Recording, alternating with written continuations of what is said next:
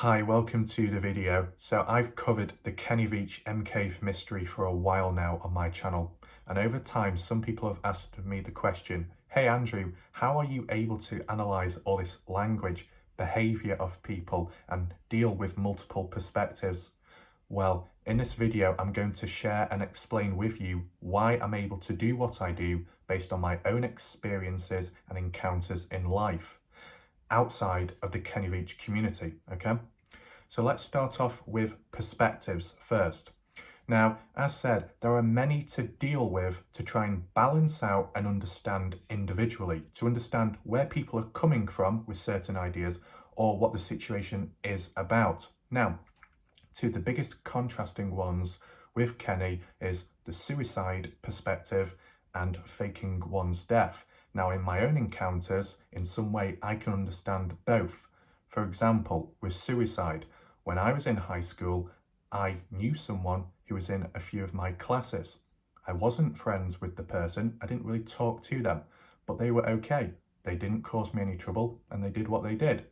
But towards the very end of high school, the finish, in the news, there was a report that a guy ended up jumping in front of a train and then they ended up dying. And it turned out to be him. It wasn't expected, obviously, and people were surprised and shocked. The reason why it can link to the Kenny Veach case, the theory of suicide, is an observational retrospective look at both individuals at a certain point in time. What were they like? How did they act? Body language, their face, their presence, etc. And it's that sense of, it was difficult to tell because from looking at Kenny and then from looking at that guy in school, they both seemed somewhat okay. The way they presented themselves, the way they talked. But as said, it can be a different story behind closed doors. And at times it's something you won't know. It's only them that know. And you only find out when it's too late. That's why at times you try and look out for the odd few messages or signs, such as online, which the guy did, because the guy in school ended up posting a comment online on a certain social media platform, which I wasn't on. And they said something like, life is a game, I have failed.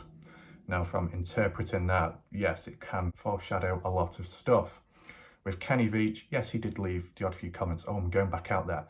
But it didn't seem as obvious, did it? He's just simply going back out there. But what I'm getting at the end of the day, is that theory, that perspective of suicide, is I didn't brush it aside immediately. I took it into mind because it can be difficult to tell what the situation is or what it was like for the individual at a point in time. It's not always that clear to know. Now, understandably, it might not apply anymore based on recent progression made within the Kenny Veach mystery, such as the CCTV footage and stuff like that. But as said, didn't brush it off immediately, took it into mind in the past, okay? Now, let's move on to the next perspective, faking one's death. Now, that's more of a personal one because I was friends with someone once online on Xbox, talked with them. I think they were German, living in Canada, and they were okay. We did voice chat and stuff like that, played a few games. But then one day, I received a message from that account.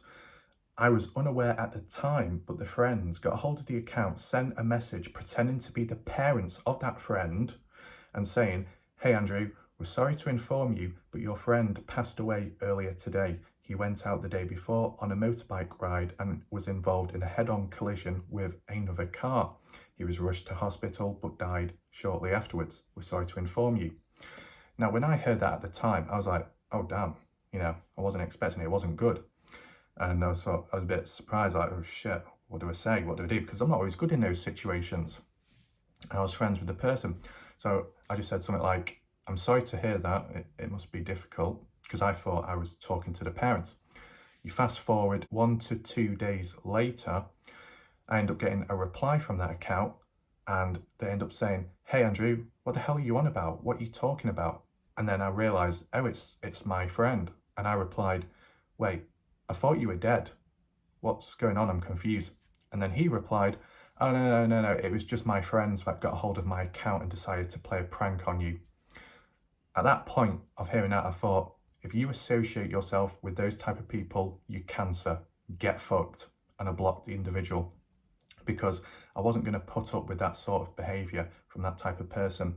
And the reason why it can apply to the Kenny Veach case is more to do with the reaction and the response, the feeling of finding out about someone supposedly faking their death, whether it be friends, family, people who are close to Kenny. I can understand why they would be frustrated upon finding Kenny being alive despite supposedly going missing and dying.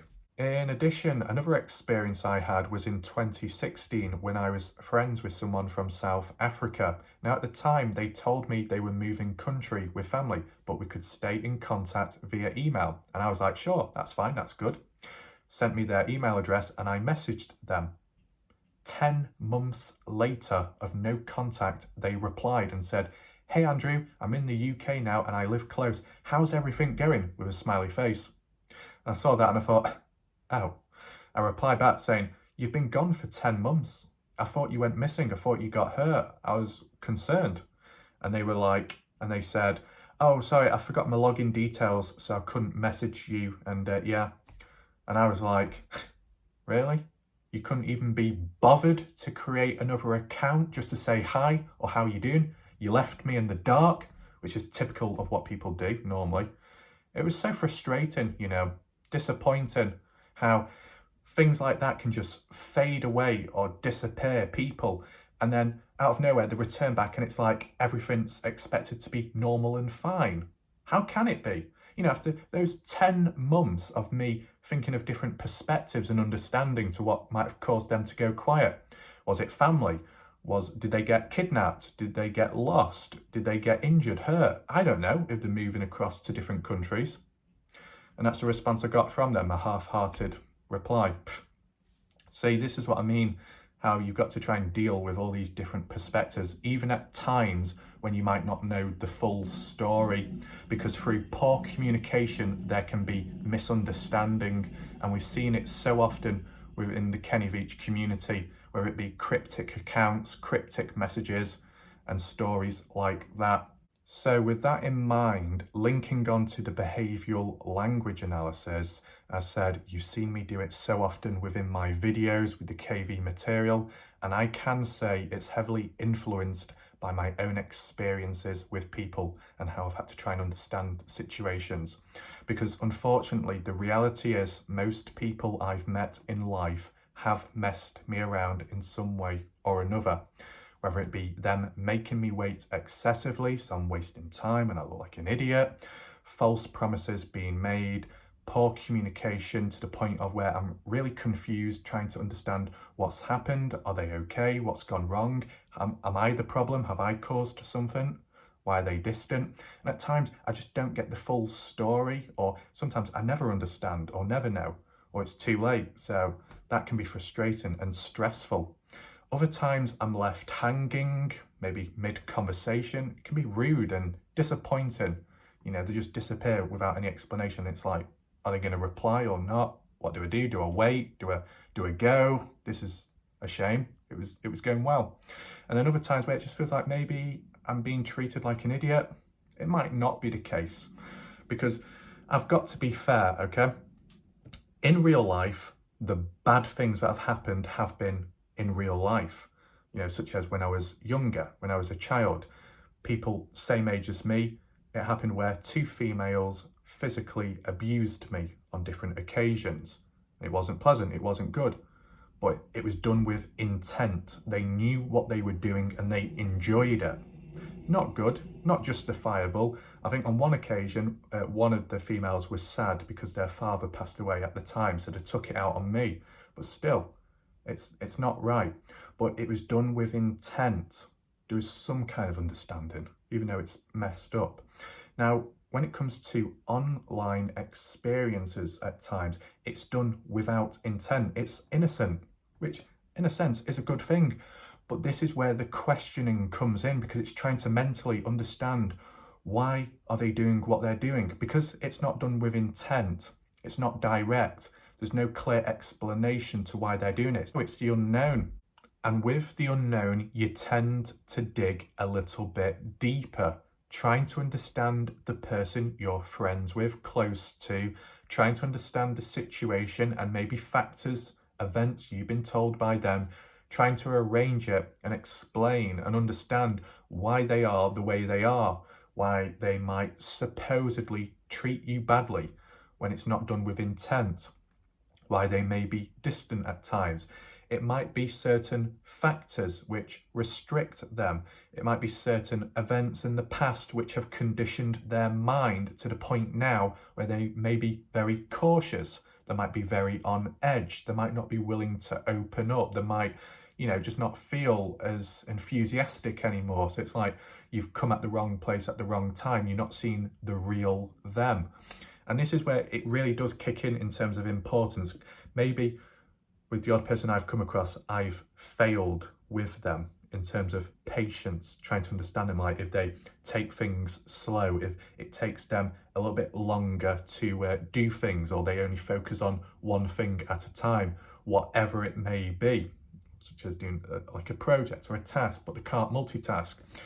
Maybe because I can multitask, like I've done videos, editing, playing a game, messaging, all kinds of things going on, because I can and maybe they can't.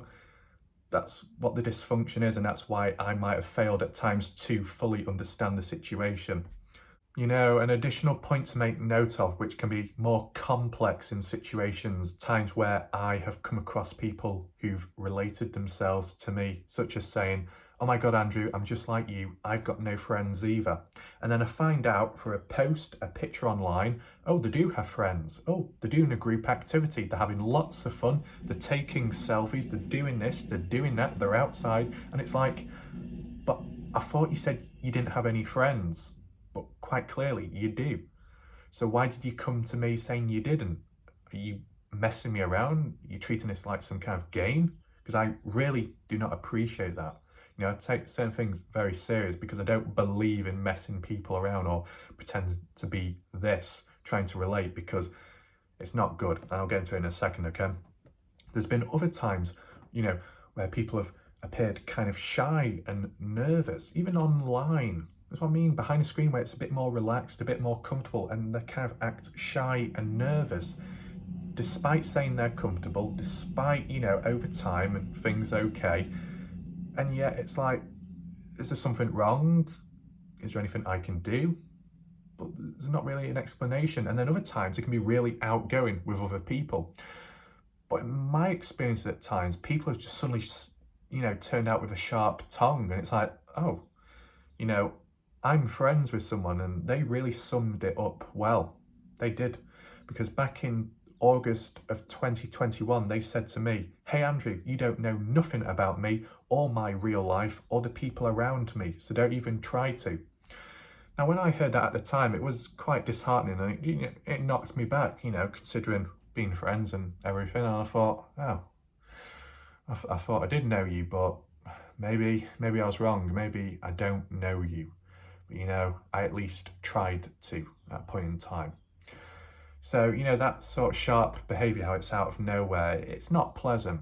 And before I forget, the additional person that showed a sharp tongue out of nowhere was my best friend in real life, who I knew for 11 years. And then in a matter of seconds in the past, they turned on me, psychologically bullied me and abused me, calling me something like fat, ugly, stupid, worthless, that no one will want anything to do with me in life, etc. I think he was probably referring to, I guess, females won't like me, won't want anything to do with me, like disgusted in me and stuff like that. So with an act and response such as that, such an extreme based on the fact it's in real life, it's someone someone who you've known for a very long time, etc., etc., and that's what they do. Not promising. So psychologically, it creates that inbuilt defense mechanism of you're more cautious than ever. And then obviously, if anything occurs after that, which, as I said, has done over time, it just gets worse and worse and worse. More alert, more cautious. So when dealing with a mystery like this, there may be times I am stubborn. There may be times I am like, I don't know about this, don't know about that, because of what's previously happened, And even people that might issue threats and warnings, that silly type of behaviour, I still take it somewhat serious, not over the top, but I take it into mind because, as said, if people who I've come across are willing and, you know, do what they do, then anyone's capable at the end of the day and could do anything to me. Just the way my mind is now. That's just being honest, okay? If I didn't quite explain it before, in terms of, you know, comments and the odd few text messages which were sent to me, screenshots with conversations of each family members, and even comments on YouTube by Sharon or Kenny, when you're reading through the lines, the wording, trying to see does it add up, or could it be interpreted a different way, you know, depending how they've worded it. That's basically what I've done in my own experiences when I've been confused with a person or a situation. I've read through a text message multiple times to understand what do they mean or what's happened.